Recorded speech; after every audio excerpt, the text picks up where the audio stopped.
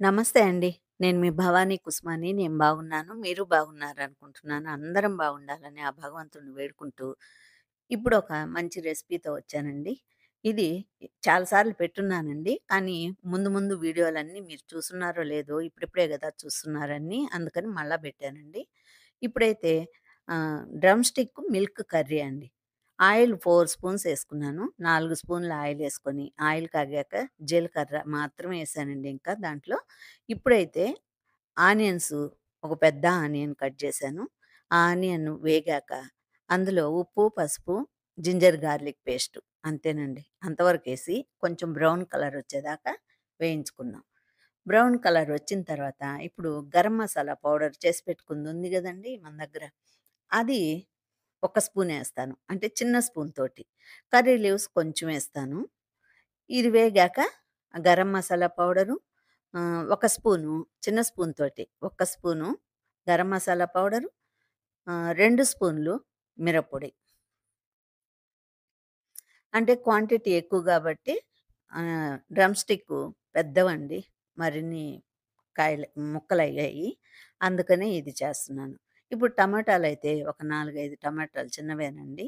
అవి మీరు కావాలంటే మీరు 2 ఏసుకోండి, 3 ఏసుకోండి.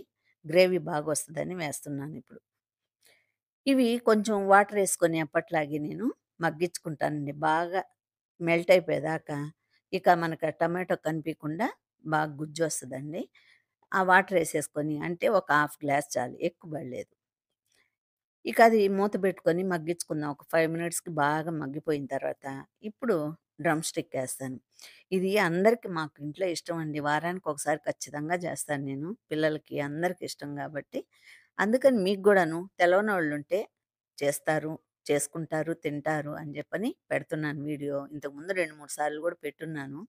ఇప్పుడిప్పుడే నాకు వ్యూస్ వస్తున్నాయి గదా! కొత్తోళ్ళుంటే చూస్తారేమోనని చేస్తున్నానండి. ఇప్పుడు అదంతా మగ్గిపోయింది గదండీ టమాటా మెత్తగా. ఇప్పుడు డ్రమ్ స్టిక్ ఏస్తాను. ఎందుకంటే టమాటాలతో పాటు డ్రమ్ స్టిక్ ఏస్తే టమాటా ఉడకదండి. ఇక మనం వేసి గూడా వేస్టే గదా! అందుకని బాగా మెల్ట్ అయిపోయిన తర్వాత ఇప్పుడు హాఫ్ లీటరు వాటర్ ఏసేసుకొని ఈ డ్రమ్ స్టిక్ ఉడికేదాకా మనం ఉంచుకుందామండి. మధ్యలో మటుకు ఒక 2, 3 సార్లు కలుపుతా చూసుకోండి. అడుగంటకుండా. అంటే అడుగు అంటదు. హాఫ్ లీటర్ పోసాక అడుగు అంటదు. మునక్కాయ అయితే ఉడికేదానికి హాఫ్ లీటర్ వాటర్ కావాలి ఖచ్చితంగా. ఇప్పుడు చూడండి మునక్కాయ అంతా ఉడికిపోయింది గదా! ఇప్పుడు నేను అర లీటర్ పాలు కాసి పెట్టుకున్నానండి. అందులో 350 ఎంఎల్ పోసానండి నేను. అంటే ఆహ్, 350 మిల్లీలీటర్ల వాటర్. పాలు. అంటే పావు లీటర్‌కి ఎక్కువ. మీరు తక్కువైనా ఏసుకోవచ్చు. హాఫ్ లీటర్ అయినా వేసుకోవచ్చు. మనం ఒకసారి టేస్ట్ చూసి మీకు ఇంకా వేసుకోవచ్చు అనుకుంటే వేసుకోవచ్చు. లేదనుకుంటే తక్కువే. ఒక్కొక్కసారి నేనైతే ఎక్కువ గూడా ఏస్తానండి. అప్పుడు వైట్‌గా ఉంటది. కొంచెం కారం తక్కువగుంటది అప్పుడు పాలెక్కువేస్తే. ఇప్పుడైతే నేను 350 ఎంఎల్ ఏసానండి వాటరు. వాటర్ గాదు మిల్క్ అండి. ఆ నీళ్ళైతే ఎగిరిపోయాయండి. కొంచెమే ఉన్నయి హాఫ్ లీటర్‌కి. ఇప్పుడు ఈ పాలేసాను. ఈ పాలు ఇది కలిపి ఇది కాచి పెట్టుకున్న పాలండి. మీరు చల్లటివి వేస్తే విరిగిపోతాయి ఆ పాలు. అందుకని మనం కాచి పక్కన పెట్టుకొని, ఆ పాలని యాడ్ చేసుకొని, ఫైనల్‌గా మనం కొత్తిమీరేసుకొని దించేస్తే రెడీ అండి. చాలా బాగుంటది. మీరు ఒకసారి చేసుకొని తిని చూడండి. నేను చెప్పింది కరెక్టో కాదో మీకే తెలుస్తది.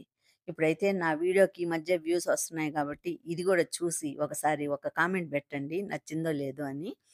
ఈ రోజుకైతే ఉంటానండి. మళ్ళా ఒక వీడియోతో మీ ముందుకొస్తాను. అప్పటి వరకు ఉంటానండి.